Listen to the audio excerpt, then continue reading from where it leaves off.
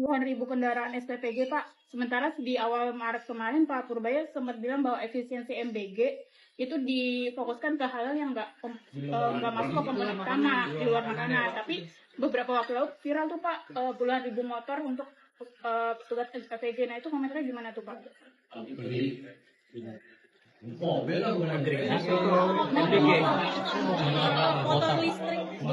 Kita semua sepakat, anak-anak Indonesia harus makan dengan layak, harus cukup gizi, dan harus sehat. Jadi ketika program MBG ini diluncurkan, banyak yang langsung bilang, ini program bagus. Dan memang secara ide, ini program yang sangat bagus.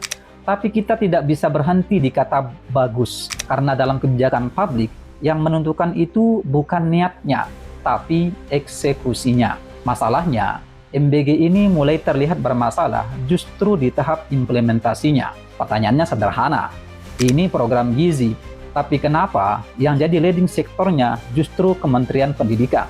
Kalau kita bicara soal nutrisi, stunting, kualitas makanan, dan standar kesehatan, itu wilayahnya Kementerian Kesehatan. Mereka yang punya data, mereka punya tenaga ahli, dan sistem untuk memastikan program ini tepat sasaran. Kalau dari awal penanggung jawabnya saja sudah kurang tepat, kita patut khawatir apakah program ini benar-benar akan efektif. Lalu kita masuk ke isu yang lebih sensitif, soal anggaran.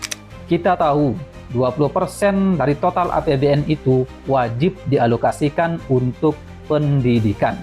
Itu bukan soal angka kecil, itu adalah komitmen negara untuk memastikan sekolah kita layak, guru kita sejahtera, dan kualitas belajar kita meningkat.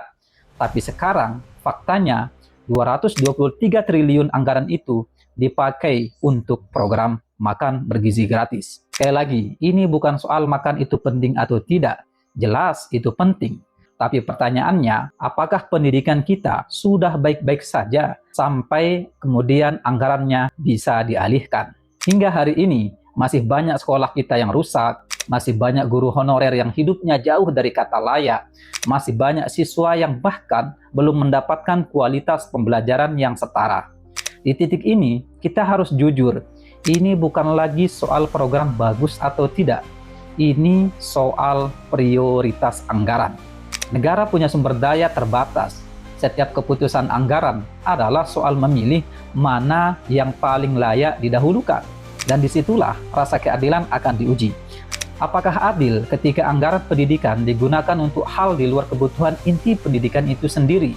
Sementara masalah mendasar di dunia pendidikan belum sepenuhnya dapat diselesaikan.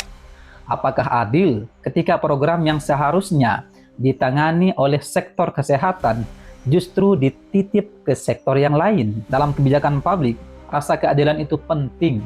Setiap kebijakan harus mempertimbangkan siapa yang paling membutuhkan, apa yang paling mendesak, dan bagaimana sumber daya yang terbatas digunakan seefektif mungkin.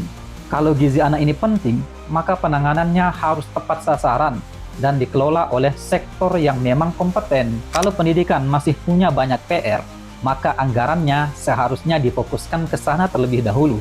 Karena pada akhirnya, kebijakan yang baik bukan hanya yang terlihat mulia di atas kertas, tapi yang benar-benar tepat dalam pelaksanaan dan adil dalam penentuan prioritas.